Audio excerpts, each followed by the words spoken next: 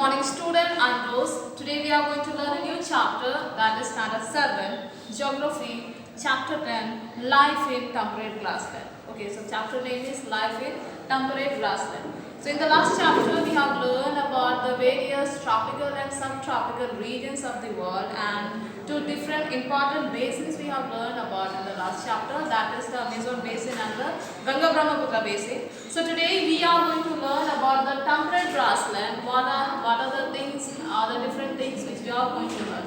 So most importantly, there are four major temperate grassland, like you can say prairies, steppes, then you have the pampas, wilds. These are the important temperate grassland, and among them we are going to learn in this chapter, that is the prairies and the veld. Okay, so these are the two important grassland that we are going to learn. So first of all, we will learn about the prairies. So this prairies is one of the temperate grassland which is present in the North America. Okay, it is present in the North America, and we can say in this we will learn about the location, topography, climatic condition of the region, then the drainage system, soil, natural vegetation, and its wildlife, agriculture, and other activities which is being done in the prairies. Okay, so first of all, if you see the location of the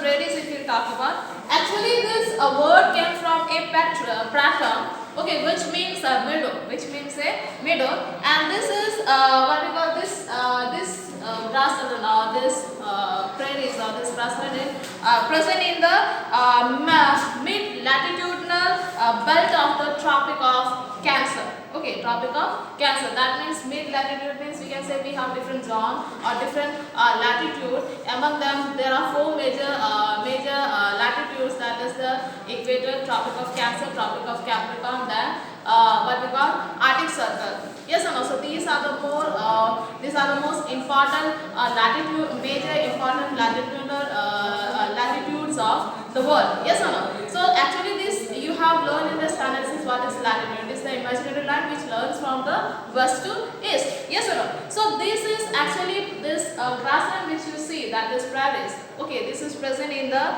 mid-latitudinal belt between the Tropic of Cancer and the Arctic Circle. In the Arctic Circle, that means both Arctic Circle and the Tropic of Cancer. It covers both. Okay. So here is one of the physical map I have taken. So this is the physical map of North America, and if you see, you can see this, the brownish color which you see, this is the mountain ranges, which is also called the Rocky Mountains, and this side which you see, these are the continents and other things which is being present. Okay, so we know what are the three main important countries which is present in the North America is the Canada, United States, and the Mexico. Okay, so these are the important countries which is present in the North America, and this prairies covers both Canada and the United States. Okay, this covers both Canada and the United States. Okay, so we can say it is present interior of the USA and the Canada. Okay, so you can see the Rocky Mountains. Yes, ranges of Rocky Mountains. It is present here,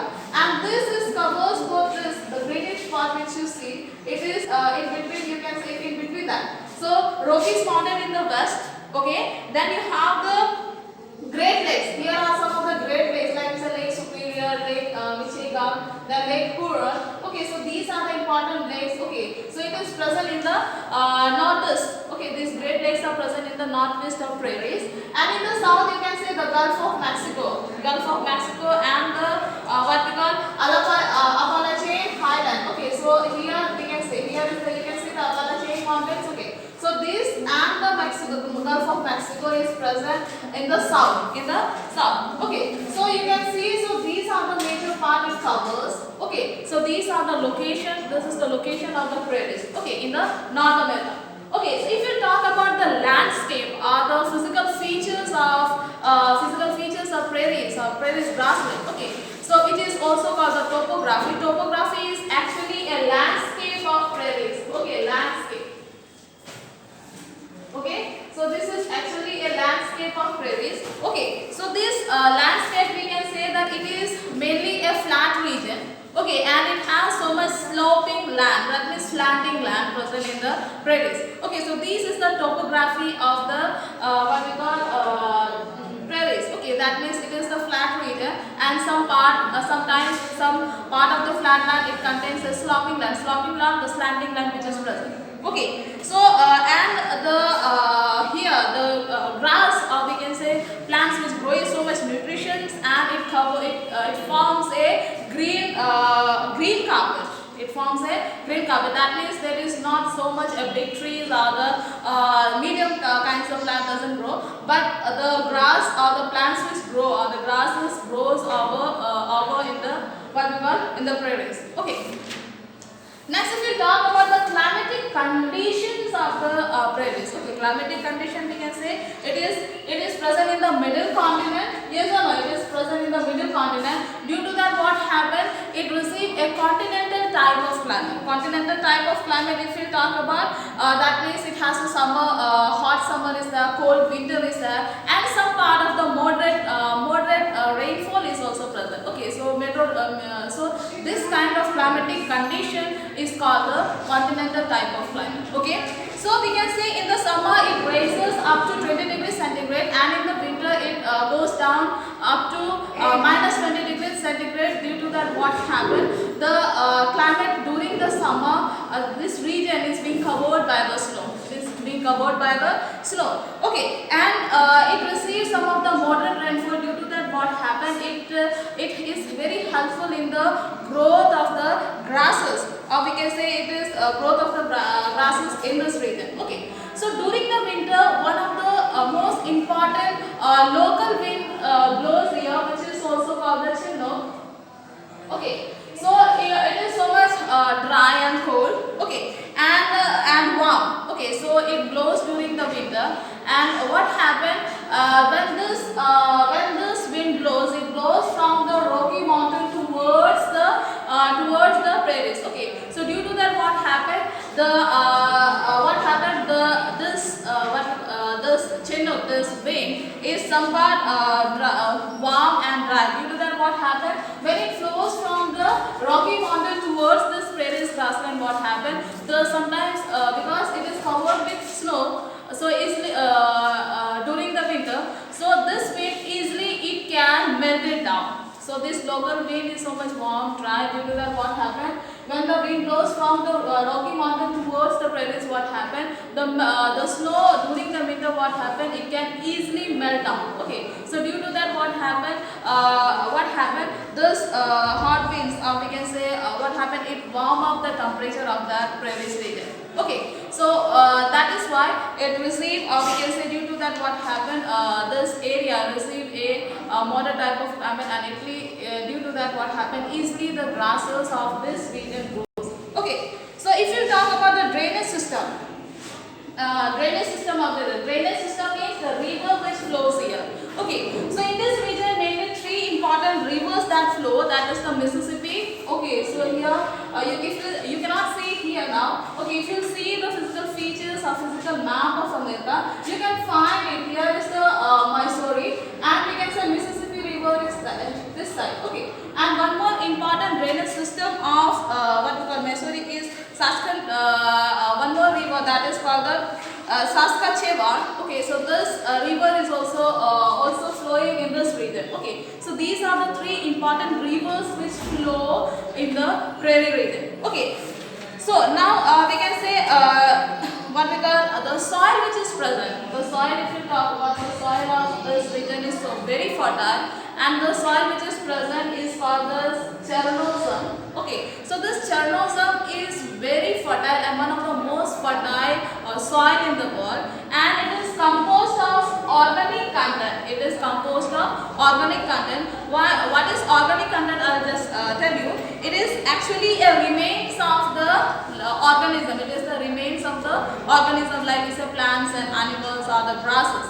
Okay, so due to that, what happened? The soil which is present in the prairies is so much fertile. Okay, due to that, what happened? It contains so much rich humus, and also it has so much minerals, type of soil, like we say nutrients like phosphorus and potassium. Okay, so this phosphorus and potassium, what happened? It increase the fertility of the soil. Okay.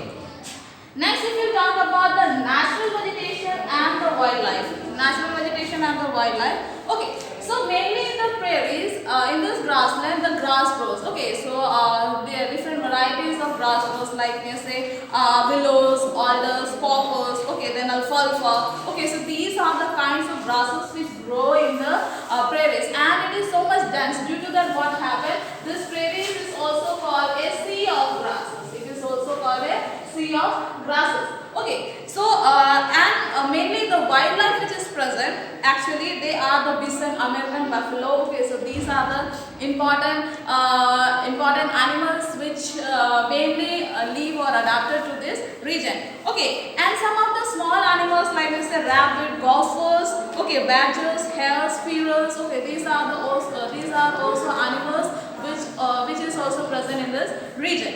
Okay. So why these are the animals? Mainly because here mainly the large trees doesn't grow, but a small grasses which is very nutritious, which is so much nutritious grow. Due to that, what happened? Mainly this type of animals are adapted to this region. Okay.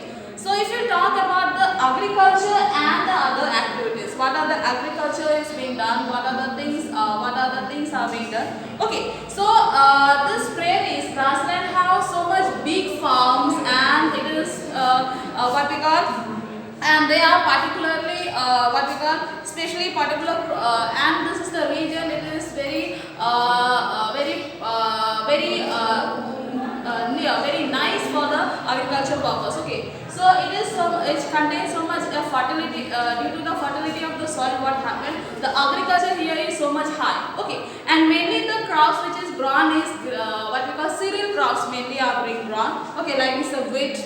Then you have the maize. Maize is the major crops of this region. Okay, and we can say there are, and here the agriculture activities are so much modernized. So much modernized. They use the in the agriculture, during the agriculture they use the tractors, then harvesting machines. Okay, these are the kinds of machines which they use for the agriculture purpose. Okay, so there are so many what we call, and during the farming or during the agriculture, this farmers used to stay in the farm field. Okay, so the house which is being made in near the